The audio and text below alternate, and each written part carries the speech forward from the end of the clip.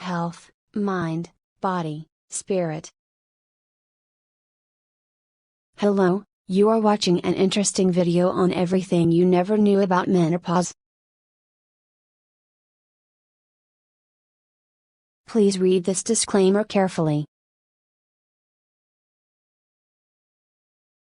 Things no one ever told you about menopause. Menopause. Say the word and it instantly conjures images of hot flashes, zero amounts of sex, and a general feeling of why is this happening to me? But don't lose your cool just yet, it's not all downhill from here on out. Here's everything you never knew about menopause. You know, that time in a woman's life, usually around age 52, when her ovaries stop producing estrogen, including a few upsides. Your workouts might change. A lot of women come into my office and say they're gaining weight in their midsection, can't lose it, and they don't know why. What they don't realize is that when their hormones change as drastically as they can in menopause, their body changes, and so their fitness routines need to as well. So if you're someone who's always been a cardio queen and skimped on the weight training, now's the time to finally give that boot camp class, or these dumbbell exercises, a whirl. Not only will it help slim down your shape, it'll help build bone mass, which is increasingly important for women as they age. Your sex drive won't necessarily suck. This is a common complaint associated with menopause, but we're here to tell you that your sexual pleasure meter is not doomed from here on out. Yes, it's definitely possible for sex to be painful. That's because when you hit menopause, the estrogen levels in your body drop dramatically. Estrogen fills the epithelium, or your vaginal lining, so when estrogen decreases, that vaginal lining thins out. When intercourse happens, those surface cells that are very thin get wiped off, and the nerve endings become exposed and can cause pain. But here's the good news, it's a use it or lose it situation. If the woman is in an active sexual relationship, and continues that way, that often causes the vaginal lining to protect itself because you're using it and it's being stimulated. It's like when a callus develops on your hand when you play tennis, the skin builds up a protective barrier because you're using it. That said, if you're having sex regularly and still experiencing pain, and didn't have a long hiatus, you may just need an extra dose of estrogen to help alleviate the problem. So schedule a visit with your OB/GYN to chat about your. In fact, you can still get pregnant.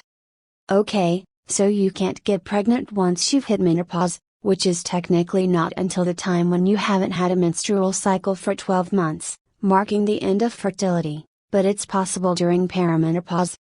Perimenopause happens right before menopause, and while it's still extremely difficult to get pregnant then, you're not out of the childbearing woods until you've reached the full menopausal stage, when ovaries stop releasing eggs. So if you're not there quite yet, and don't want any more children, make sure you're using protection. You may be more susceptible to STDs. Once women hit menopause, they often stop using all forms of protection because they can no longer get pregnant. But that could be a mistake if both you and your partner aren't in a committed relationship. Remember, the ability to contract STDs doesn't ever expire, and you're actually more likely to become infected if you're having unprotected sex with someone who's been exposed. Because the lining of the vagina can become more fragile and thin due to the absence of estrogen, there is often a greater risk of infection. The lesson here, no matter what your age, don't forget about safe sex. Your hair could be thinner. If you're a thick-haired girl who's always dreamed about lighter, thinner hair, well, your dream is likely about to come true.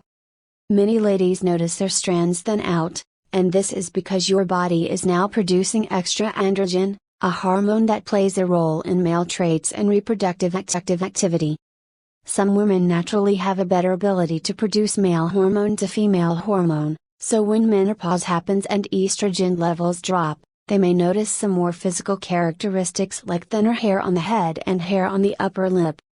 And while you can't change how much androgen your body produces, that's a genetic thing, you can talk to your doctor about an estrogen prescription to help balance your hormone levels back to what your sleep might suffer. It's time for an earlier bedtime, happy problems, right? Because you'll want the extra time to score some quality Z's. Research shows that 32 to 40% of women in the early stages of menopause experience disrupted sleep, and that number rises to 38 to 46% of women in the later stages.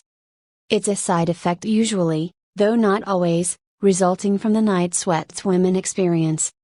Night sweats are simply hot flashes that occur at night, hence the nickname, and since you're lying in bed when they happen, the sweat often dampens your sheets and wakes you up, setting you up for a not so great morning the next day.